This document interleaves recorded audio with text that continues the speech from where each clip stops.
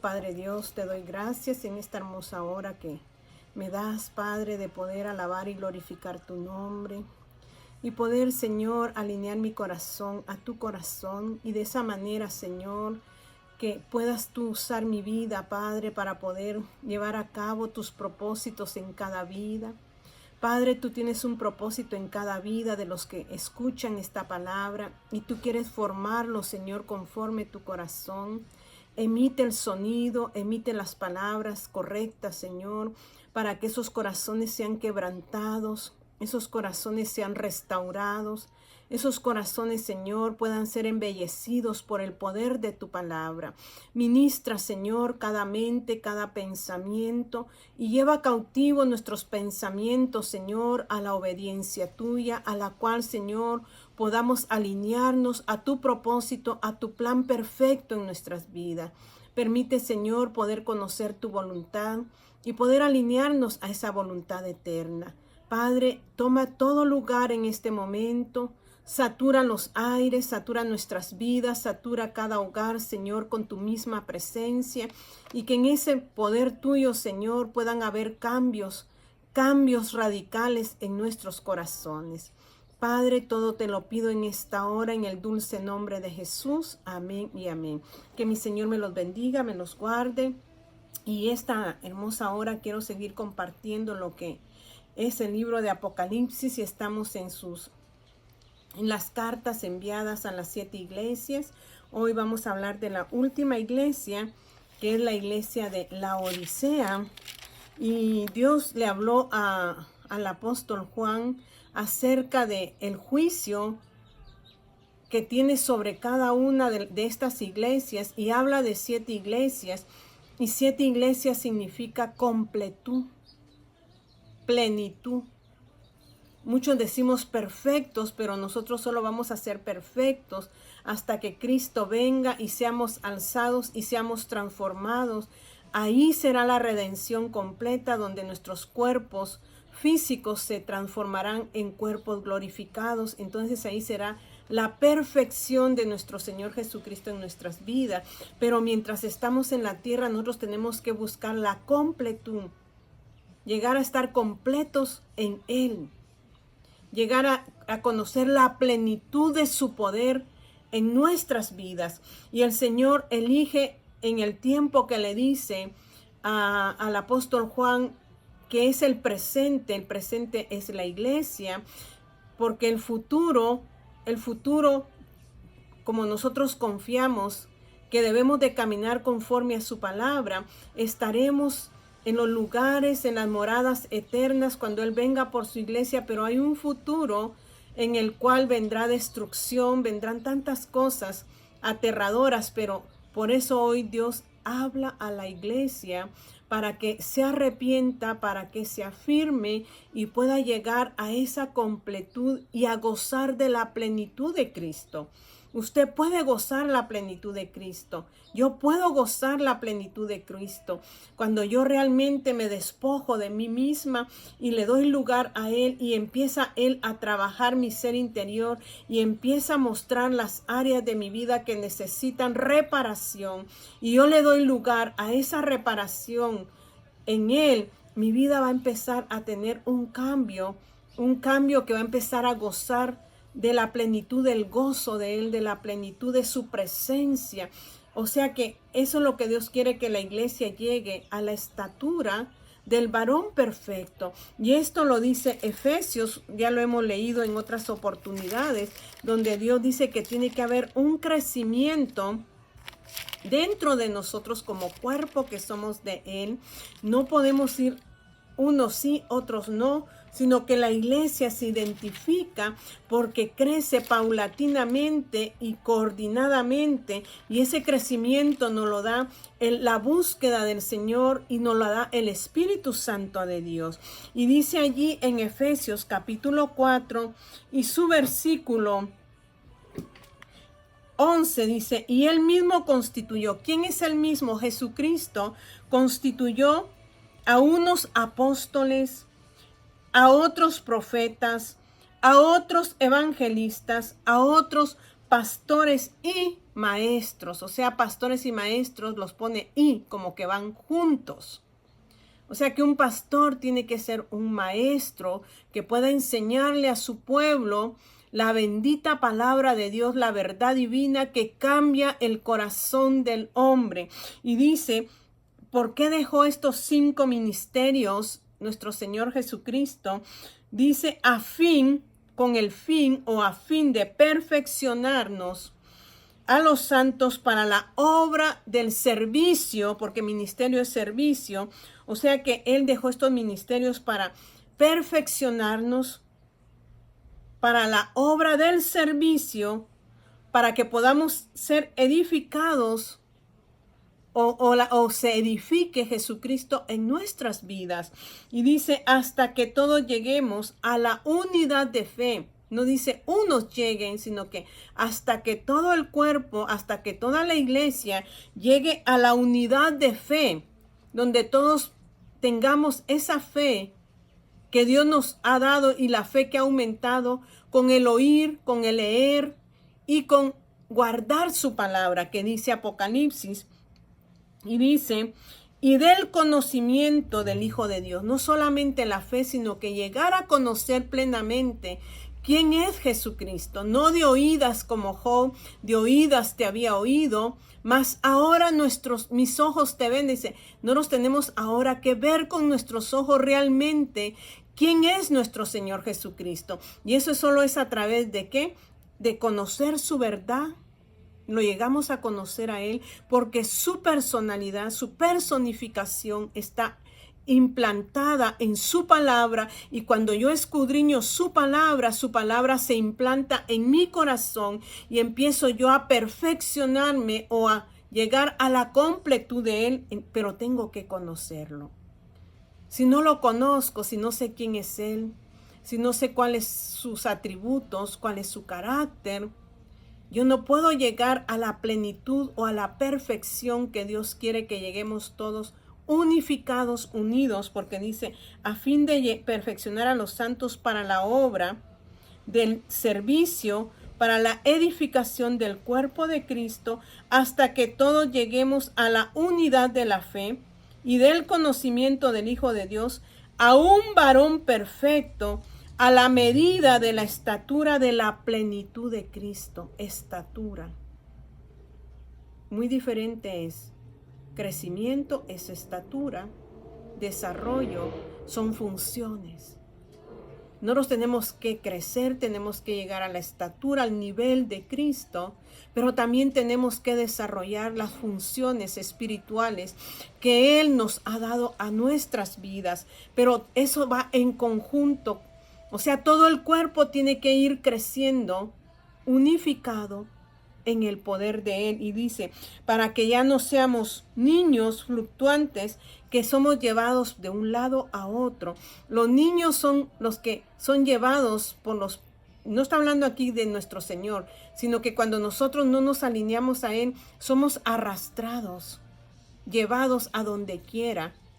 Pero cuando ya nosotros conocemos de Cristo y nos estamos perfeccionando en Él, nuestra vida empieza a cambiar, nuestro ser empieza a cambiar, y entonces ya cualquiera puede dar su doctrina, pero usted está alineada a la palabra de verdad que es Cristo Jesús, que nadie la va a mover, nadie lo va a mover, sino que usted va a estar establecido en esta palabra. Entonces dice, para que ya no seamos niños fluctuantes, o sea, esos niños que andan para allá y para acá, que son llevados por doquier de todo viento de doctrina, o sea, que van de una doctrina a otra doctrina.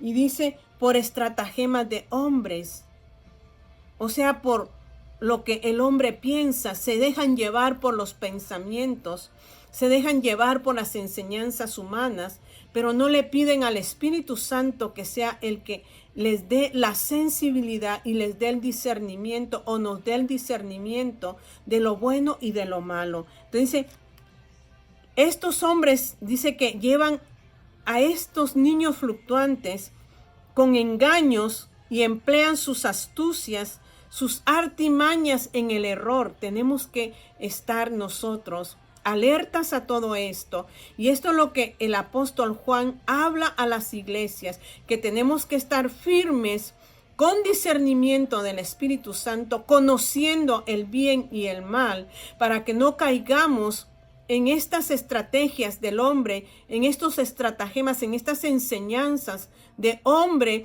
que llevan, ¿qué dice? Que nos engañan, que emplean el engaño con la astucia y las artimañas del error, sino que siguiendo la verdad en amor, crezcamos en todo en aquel que es cabeza, que este es Cristo. Esa es la iglesia. Eso es llegar a la completud. Entonces el Señor le da al apóstol Juan cartas para las iglesias, para 7 iglesias, y les muestra su diferente carácter en cada iglesia, porque cada iglesia denota su carácter. Y vamos a terminar aquí en Efesios, donde dice, sino que siguiendo la verdad en amor, crezcamos en todo en aquel que es la cabeza, esto es Cristo, de quien todo el cuerpo bien concertado, o sea, como los ligamentos que unen nuestra vida, nos concertamos y unidos entre sí. Ya no hay pleito en esta iglesia, ya no hay conflicto, porque está bien concertada en la completud y la plenitud de Dios. Ya no hay egoísmo, ya no hay envidia, ya no envidiamos el servicio de otro, sino que caminamos de la mano, porque quien nos guía es Dios. Entonces dice, de quien todo el cuerpo bien concertado y unido entre sí, o sea, enlazados por todas las coyunturas que se ayudan mutuamente. Habla del cuerpo humano. ¿Qué hacen las coyunturas en nuestro cuerpo? Unen como los ligamentos, como los huesos. Se van unificando, o sea, ese cuerpo, si no tuviera todo esto, este cuerpo no podría caminar.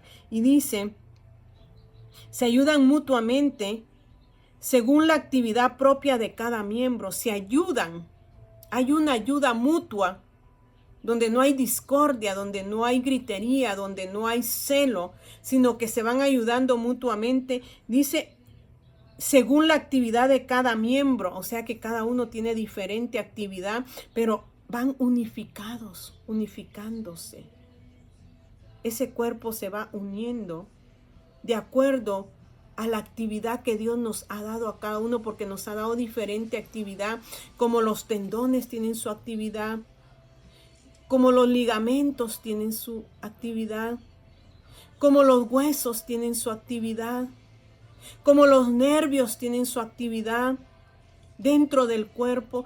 Así dice que vamos nosotros haciendo cada uno en la actividad que Dios nos puso, pero que en conjunto, mutuamente, dice, según la actividad propia de cada miembro, recibe su crecimiento para ir edificándose. O sea que nos vamos edificando, pero en el vínculo de ¿qué? Del amor. Entonces, ¿qué pasa con la última iglesia que está hablando el apóstol Juan? Y le habla ahora, hablamos la iglesia de Filadelfia, que fue la 6ª, donde Dios dice, le da una advertencia.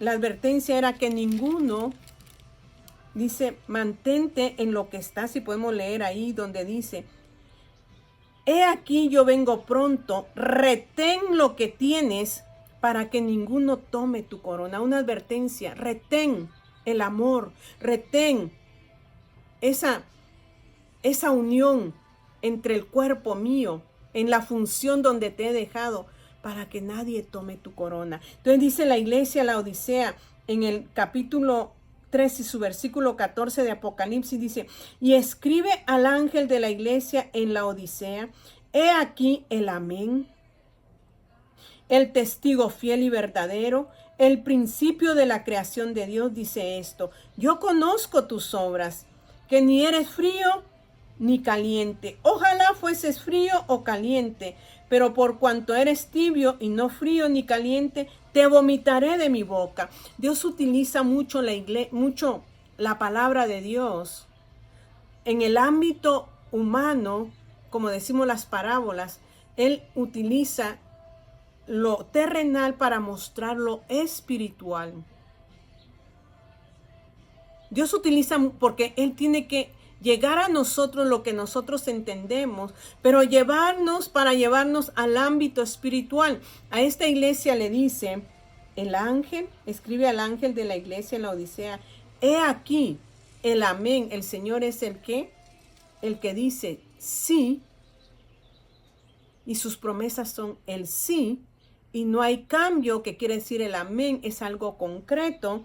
Luego dice el testigo fiel, o sea, mi Dios es fiel. La iglesia de la Odisea no era fiel. Él es verdadero, todo lo que Él habla es verdad.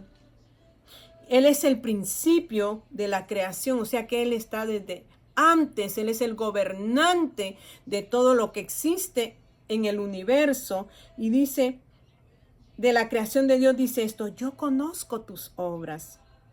El carácter de esta iglesia, Dios conocía las obras de esta iglesia. Dice que ni eres frío ni caliente. Ojalá fueses frío o caliente, pero por cuanto eres tibio y no frío ni caliente, te vomitaré de mi boca.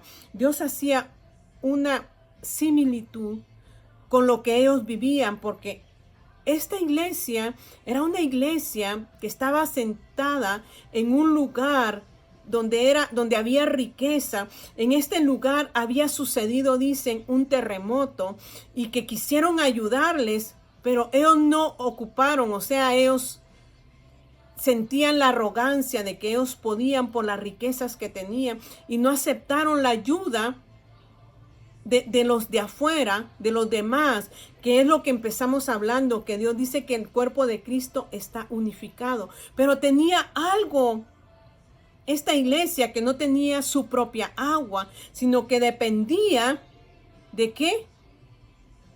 De otros, en lo que consistía en el agua. Y el agua que llegaba a la Odisea dice que era una agua tibia, y que esa agua producía ¿qué? Náusea. Entonces Dios le estaba comparando: ustedes tienen esa agua y para ustedes no llega una agua refrescante. Y el agua representa el Espíritu de Dios en nuestras vidas, el Espíritu de Dios que nos unifica al cuerpo de Cristo. Esta agua llegaba tibia, no estaba llegando refrescante, y a veces estamos nosotros, o hay congregaciones donde no está fluyendo el Espíritu Santo. Pueden ser iglesias con grandes riquezas, que lo tienen todo, tienen una gran, no estoy hablando que sea malo, pero pueden aparentar o pueden mostrar o sea, en su forma, en su contextura, de que gozan de todas las bendiciones, pero en ellas no hay el fluir del Espíritu Santo. No hay luz, no hay visión.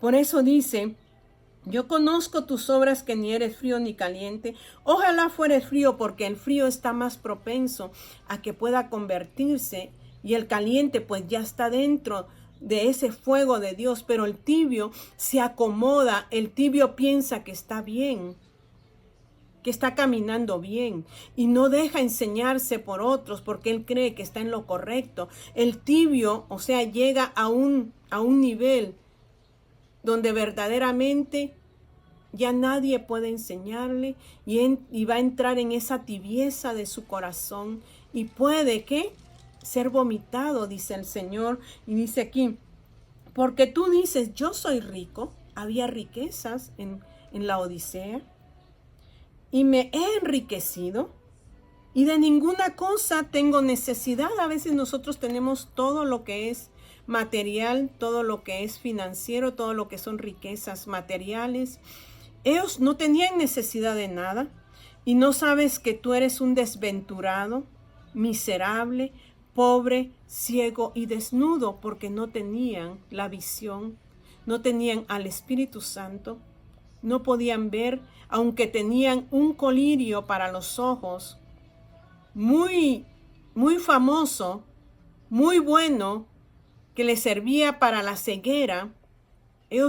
Pero Dios compara lo espiritual con ellos. Pueden tener ese colirio físico, pero no tienen el colirio de mi palabra, de mi verdad, que abre vuestros ojos y los hace ver las verdades.